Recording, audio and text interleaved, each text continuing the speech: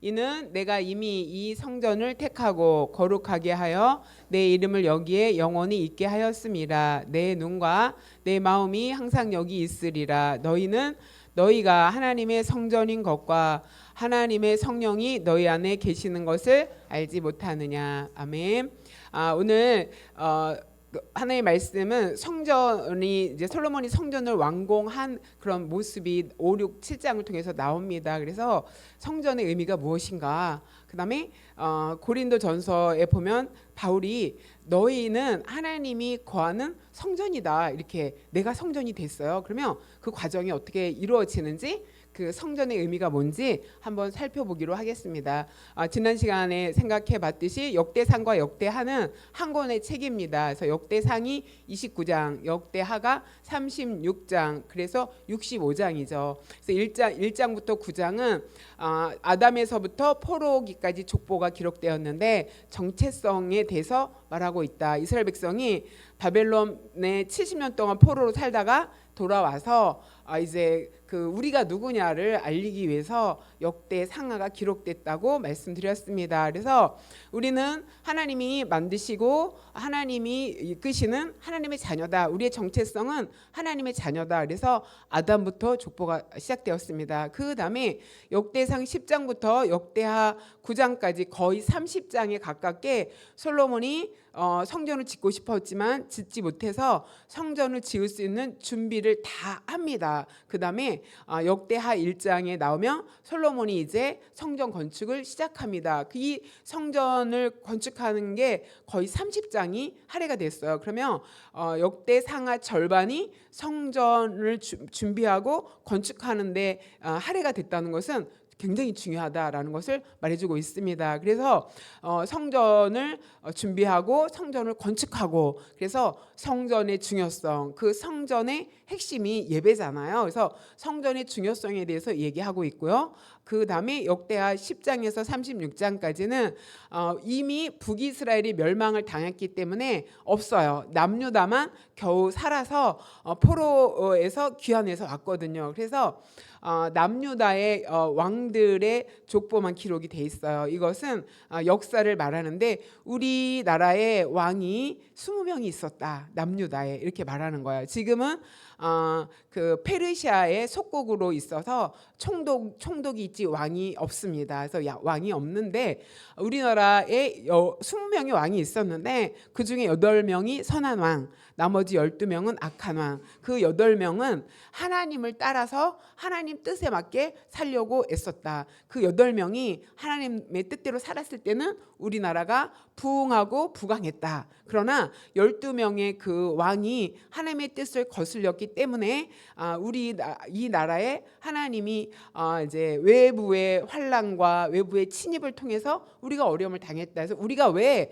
포로 생활을 갔다 왔는지에 대해서 이 역사를 통해서 자손들에게 알려주고 있습니다. 그래서 우리가 포로 생활에서 갔다 온 거는 하나님의 백성으로 하나님 뜻대로 살지 못했기 때문이다라는 것을 말해주면서 역사에 대해서, 역사의 중요성에 대해서 말한다고 우리가 지난 시간에도 생각했죠. 오늘은 그 성전의 중요성에 대해서 말씀을 생각해 보겠습니다. 그래서 역대하 5장, 6장, 7장을 통해서 성전이 어떤 의미가 있나. 자, 이렇게 보면은 하나님의 성전이 어떻게 시작되었냐면 에덴 동산에서부터 시작이 되었어요. 이 에덴 동산은 성소의 원형이에요. 하나님이 우주와 만물을 창조하시고 그다음에 지구를 창조하시고 여기에 사람을 하나님이 만드셨다 그랬죠. 그래서 에덴 동산을 구별해서 에덴 동산이 성소고 그 에덴 동산에 아담을 제사장으로 삼아 주셔서 거기서 이제 예배가 됐죠. 지구의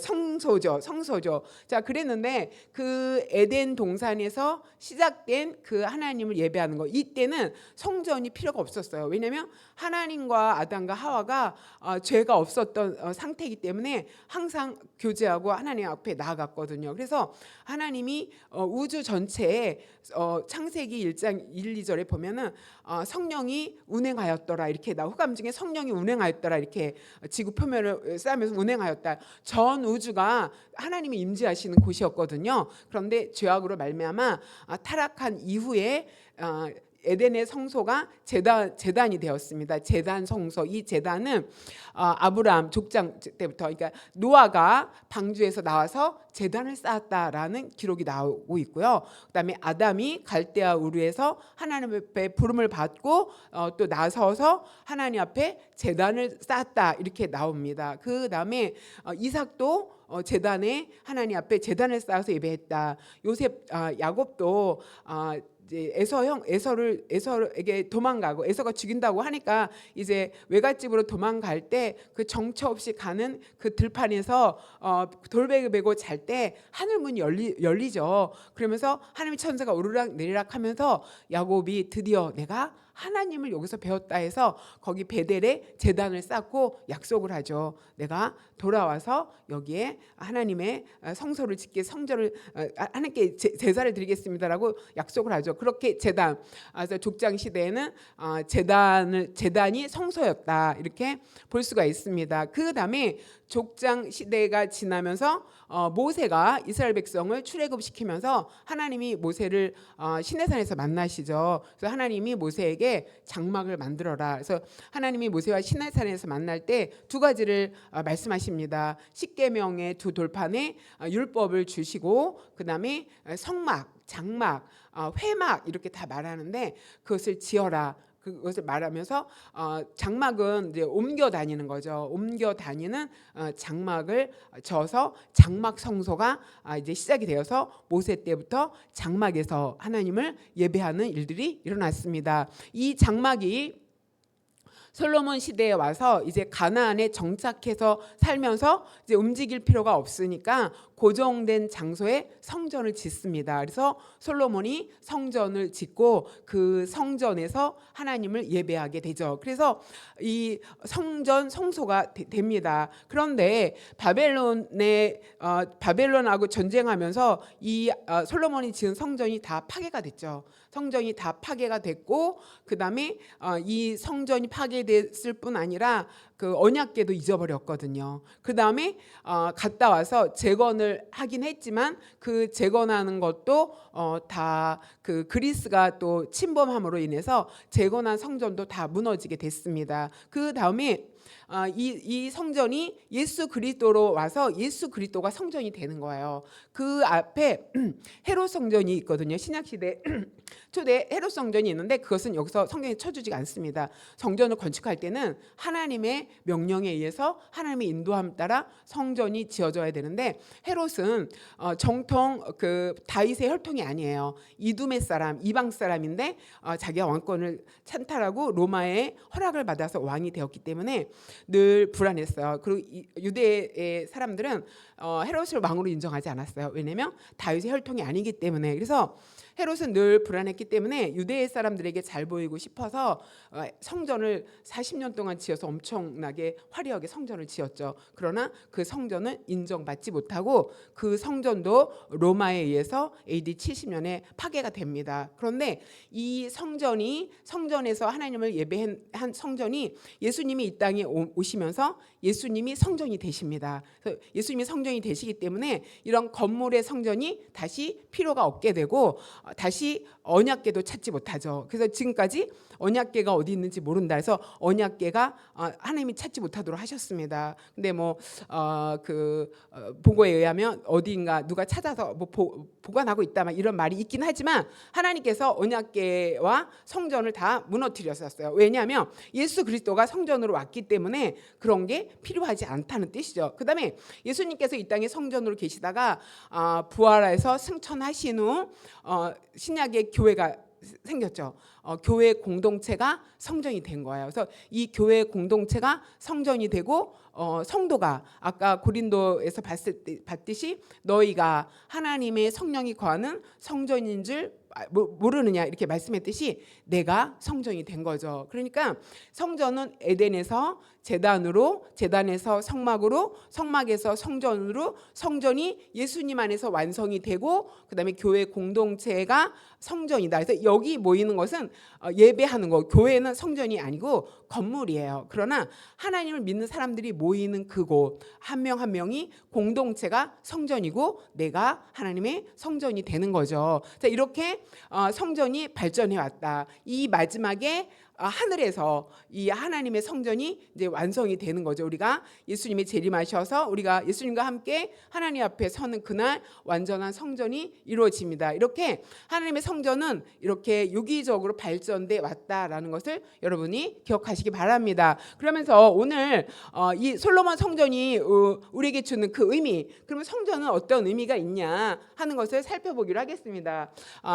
역대하 6장 2절에 보면은 솔로몬이 내가 주님을 위해서 하나님이 거하실 성전을 건축했습니다. 주께서 영원히 계실 처소입니다. 이 성전은 하나님이 거하시는 처소입니다. 이렇게 말했어요. 그러고 역대하 7장 16절에 하나님이 말씀하십니다. 내가 이미 이 성전을 택했다. 하나님이 예루살렘을 택하고 거기에 성전을 솔로몬이 지은 것을 하나님 택해서 하나님이 거룩하게 했다. 그 다음에 내 이름을 여기에 영원히 있게 했다. 그러면 성전은 하나님의 처소, 그다음에 하나님의 이름이 거하는 곳이다라는 것을 의미해주고 있습니다. 그러면서 하나님이 그렇게 말씀하시죠. 내 눈과 내 마음이 항상 여기 있으리라. 그러니까 상징하는 거야. 하나님의 임재를 상징하는 곳이다. 그래서 성전의 의미는 무엇이냐? 하나님이 임재하시는 곳이다라는 것을 말해주고 있어요. 그래서 이제 솔로몬이 이제 기도를 마치고, 그러니까 솔로몬이 성전을 완성한 다음에 거기서 기도했어요. 기도를 마친 다음에 어떻게 됐다? 하늘에서 불이 내려왔다. 이렇게 말하죠. 하늘에서 불이 내려와서 번제와 제물들을 살랐다. 그다음에 하나님의 영광이 성전에 가득했다. 그다음에 하나님의 영광이 성전에 가득함으로 제사장들이 여호와의 전에 능히 들어가지 못했다. 이렇게죠. 하나님의 영광이 가득했다라는 것은 구름으로 얘기를 하고 있고요. 그다음에 불로 임재를 상징하고 있습니다. 이렇게 하나님이 솔로몬이 지은 그 성전을 인정하시고 불과 구름으로 임재하셨다라는 것을 여기서 말해주고 있습니다. 그런데 이 하나님이 어디에 임재하셨냐면 시내산에 임재하셨어요. 그 다음에 모세가 지은 성막에 임재하셨어요. 그 다음에 솔로몬이 지은 성전에 임재하셨다라는 것을 말해주고 있어요. 그런데 시내산에서 제일 먼저 이 땅에 임재하신 거죠. 하나님이 모세를 시내산으로 부르셨죠. 시내산으로 불렀을 때 셋째 날 아침에 우레와 번개와 빽빽한 구름이 산 위에 있고 나팔 소리가 매우 크게 들리니 진중에 있는 모든 백성이 다 떨더라. 그러니까 저기 그 시내산 위에서 막 천둥과 우레와 번개와 구름이 산 위에 빽빽했다. 이거는 계시록에 보면은 계시록 4장 5장에 하늘 성전을 열린 것을 우리가 지난번에 배웠죠. 거기에 우레와 천둥이 소리가 난다고 얘기를 했거든요. 그러니까 하늘에 있는 하나님의 성전이 시내산에 임재하셨다는 것을 의미하고 있어요. 시내산에 임재하셔서 하나님이 하나님 백성과 함께 하셨다라는 것을 여기서 말해주고 있습니다. 그래서 모세가 하나님을 맞으려고 백성을 거느리고 진에서 나오매 그들이 산기슭에 있는데 시내산에 연기가 자욱하니 여호와께서 불 가운데 거기에 강림하시니라. 최초로 이 땅에 하늘에 계신 하나님이 그 성전으로 시내산에 강림하셨다라는 것을 여기서 말해주고 있어요. 그래서 연기가 옹기 가마 연기 같고 떠오르는 온 산이 크게 진동했다. 이때부터 낮에는 구름 기둥, 밤에는 불 기둥 이렇게 말하잖아요. 그게 하나님 임재를 말하는 거예요. 그래서 이스라엘 백성들이 이 성막 하나님께서 이제 시내산에 모세를 부른 다음에 거기에 임재하시고 모세에게 또 말하죠. 출애굽기 20장부터 40장까지 보면은 하나님이 모세를 부르셔서 율법을 주시고 그다음에 성막 짓는 법을 끝까지 알려주십니다. 그래서 형상을 환상으로 보여주십니다. 그래서 모세가 이 성막을 완성하죠. 출애굽기 40장 33절 같이 읽어보겠습니다. 시작. 그는 또 성막과 제단 주위에 뜰을 포장을 치고 뜰 문에 휘장을 다니라. 모세가 이같이 역사를 마치니 구름이 회막을 덮이고 여호와의 영광이 성막에 충만하매. 자, 이건 뭐냐면 신의 산에 임재하신 그 하나님께서 이제 성막을 만들라고 해갖고 그 회막, 그 조립식으로 된 거잖아요. 그 성막을 모세가 하나님이 지시한 대로 다 만들었더니 하나님께서 영광 가운데 성막에 임하셨다 이렇게 말하죠. 그러니까 신의 산에 임재하셨던 하나님이 어디로 오셨다? 성막에 임재하셨다라는 것을 말해주고 있어요. 그래서 구름과 불은 하나님 임재를 말해요. 그래서 이스라엘 백성이 이렇게 하나님이 성막에 임재하시고 이스라엘 백성이 이동할 때마다 낮에는 구름 기둥, 밤에는 불기둥으로 인도하셨다는 것은 하나님께서 함께 하셨다는 뜻이에요. 그래서 하나님이 40년 동안 그 광야 생활할 때 낮에는 구름 기둥과 밤에는 불기둥으로 임재하셔서 동행하셨다. 그러니까 성막은, 성소는 하나님의 임재를 의미하는데 이거는 하나님의 동행을 또 의미하고 있어요. 그래서 하나님이 40년 동안 이스라엘 백성과 함께 구름이 머물며 멈춰 있었고 구름이 이동하며 그 성막 이렇게 그 텐트를 천막을 다 걷어서 이동하고 그래서 백성들의 천막도 걷고 성막도 걷고 해서 이동하고 그래서 40년 동안 움직였죠. 자, 하나님의 성소는 성전은 하나님의 임재를 상징하는데 이것은 하나님의 임재와 더불어 하나님이 우리와 만나 주시겠다는 의미가 여기 있고요. 그다음에 하나님이 이스라엘 백성과 40년 동안 광야에서 동행하셨듯이 성전과 함께 하나님이 동행하신다는 의미가 여기에 있습니다. 그래서 하나님이 그 야곱을 만나실 때 야곱이 그 들판에서 정말 쓸쓸하고 외롭고 그다음에 무섭고 막 이럴 때 하나님이 찾아오시죠.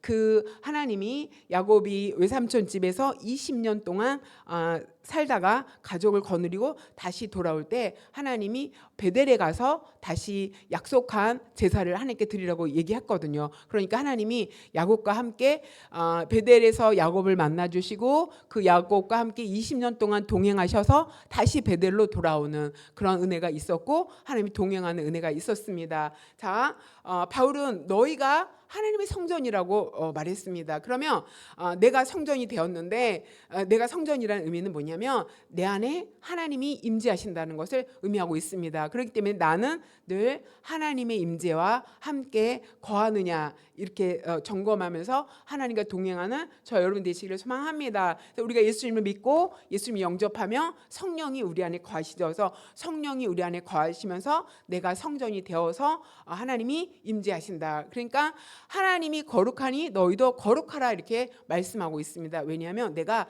하나님이 임재하시는 곳이 되었기 때문입니다. 그래서 이것이 얼마나 귀한 건지 에덴에서부터 시작되고 또 제단에서 성막에서 성전에서 예수님으로 인해서 오늘날 내가 성전이 되어서 하나님 우리 가운데 임재하신다. 그래서 그 역대 상하의 성전이 30장에 기록된 그렇게 중요한 의미는 뭐냐면 하늘에 계신 그 하나님이 임재하여 계시는 거, 우리 가운데 함께 하시는 거, 이것을 여러분이 기억하고 내가 하나님의 임재와 동행하는 삶을 살고 있는가, 내가 그런 성전인가 하는 것을 잘 점검하시기 바랍니다. 그 다음에 역대하 5장 7절에 이렇게 말합니다. 제사장들이 여호와의 언약궤를 그 처소에 메어 드렸으니 곧 본전 지성소 그룹들의 날개 아래라. 그러니까 성전을 솔로몬 성전을 다 완성한 다음에 성전에 뜰이 있고 거기 백성이 있는 거고 성소가 있고 그 안에 그 안쪽에 지성소가 있습니다. 성소에서는 제사장이 일하는 거고 지성소에는 대제사장만 1년에 한 번씩 들어갈 수가 있어요. 그런데 그 지성소에 하나님의 언약궤가 있다. 거기 넣었다. 그 다음에 그 언약궤 위에 구름의 날개가 이렇게 이거를 말해요. 자, 여기가 지성소 아니에요. 지성소 아닌데 언약궤가 보이죠. 언약궤 안에 지금 만나가 들은 항아리, 아론의 쌍난 지팡이, 또 그다음에 두 돌판이 들어있죠. 그다음에 그 위에 그룹이 있죠. 그룹이 있고 그 가운데를 속죄소 그래갖고 대제사장이 양의 피를 잡아서 여기 속죄소에 붓는 거예요. 1년에 한 번씩. 그래서 그것을 통해서 죄 용서함을 받는 겁니다. 그런데 지금 이 장면에서 제사장들이 두 돌판을 이 언약궤 안에 넣었다라는 것을 말해주고 있죠. 자, 그러면 여기서 보면은 언약궤를 본전 지성소에 넣었다. 그다음에 그 그룹들이 날개를 펴서 궤와 재를 덮었는데 그게 길어서 본전 앞에 보였다. 그래서 앞에 나온 천사 같은 것을 그룹을 말하고 있고요. 그 다음에 궤 안에는 두 돌판 외에 아무것도 없다. 그러니까 이동하면서 그 블레셋 군대에 빼앗기기도 했고 이동하면서 돌판 외에 만나 같은 항아리와 아론의 쌍난 지팡이를 이제 잊어버린 거죠. 그다음에 그 안에 돌판 외에 아무것도 들어있지 않다 이렇게 말하고 있습니다.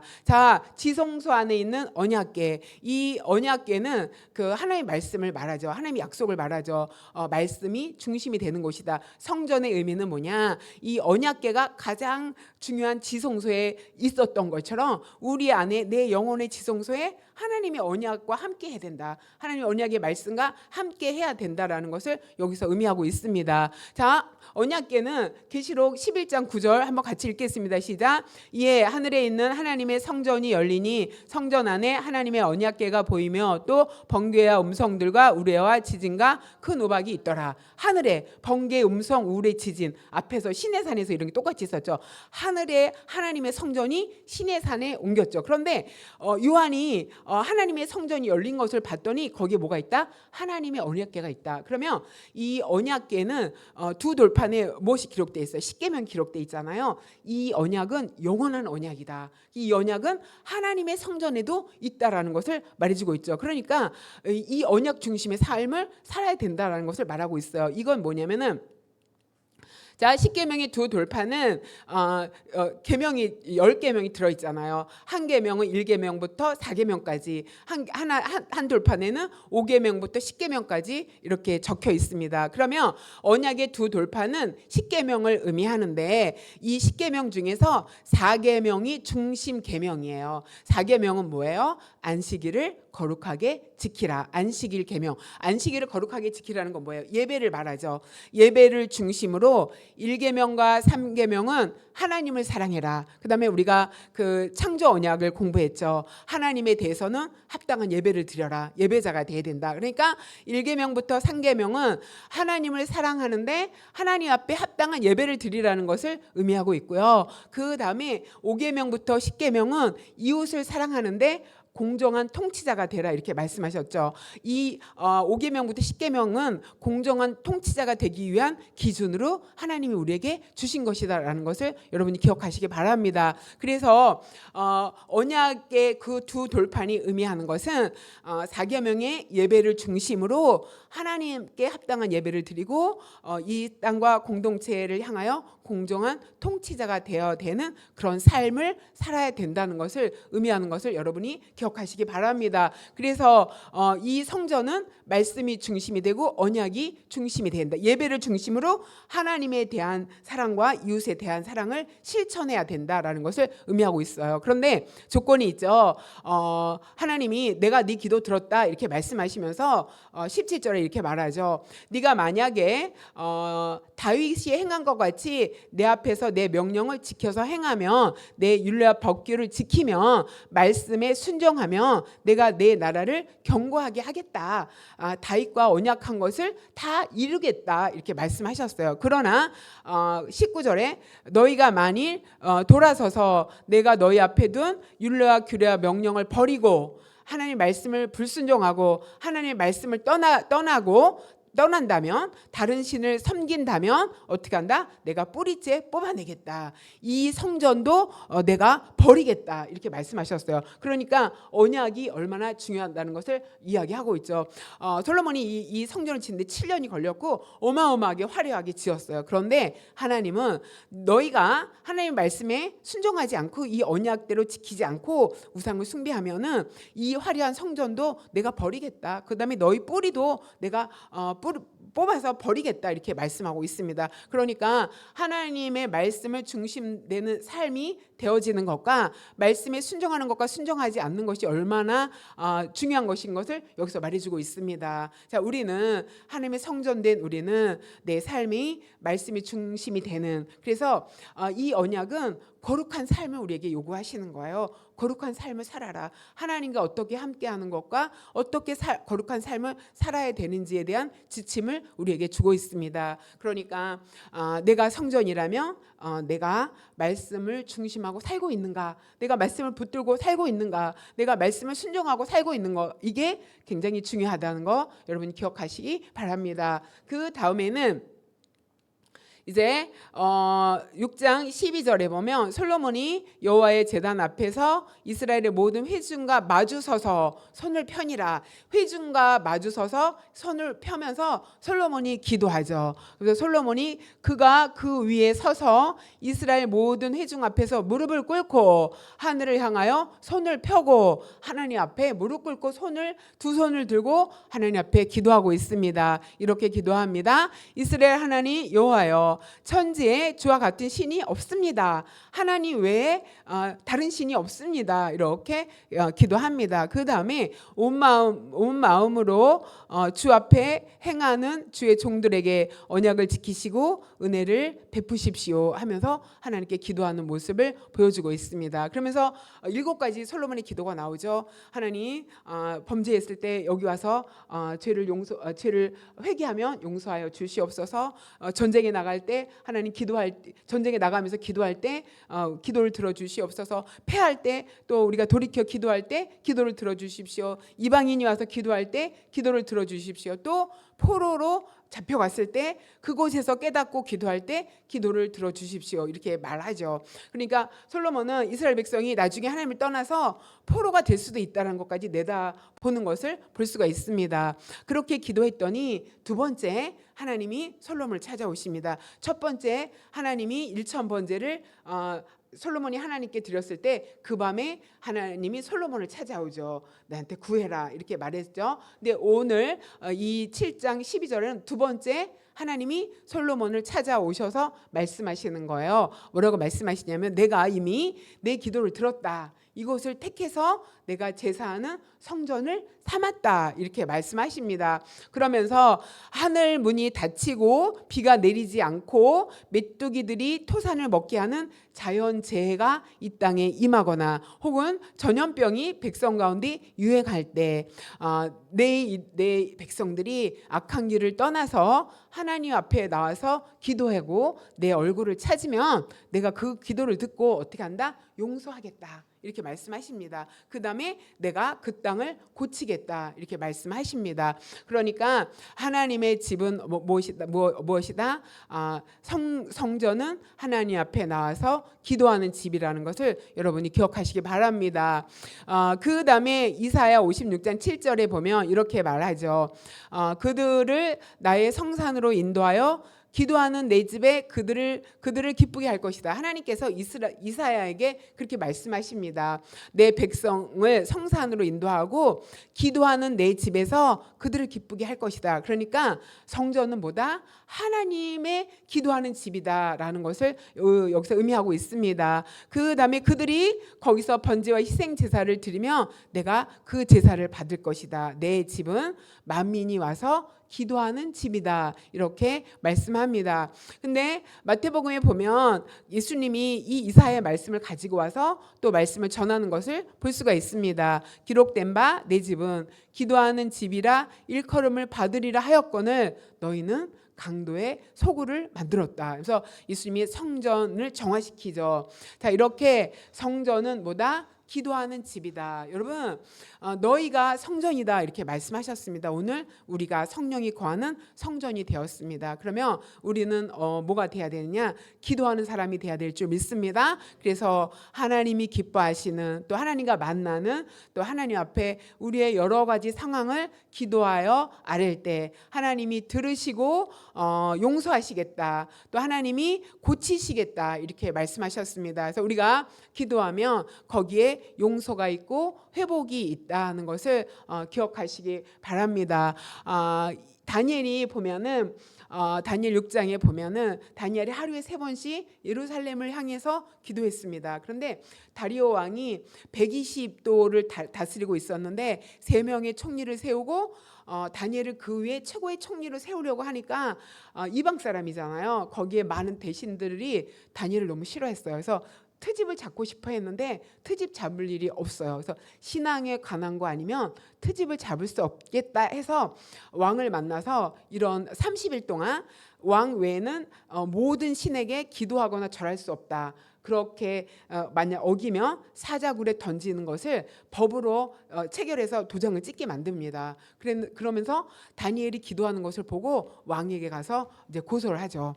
왕이요 이렇게 30일 동안 아무도 절하지 말라고 법령을 내렸는데 다니엘이 하루에 3번 예루살렘을 향해서 기도하고 있습니다. 이렇게 말했어요. 다니엘은 그 법령이 내렸다는 것을 알면서도 기도하는 것을 그치지 않았습니다.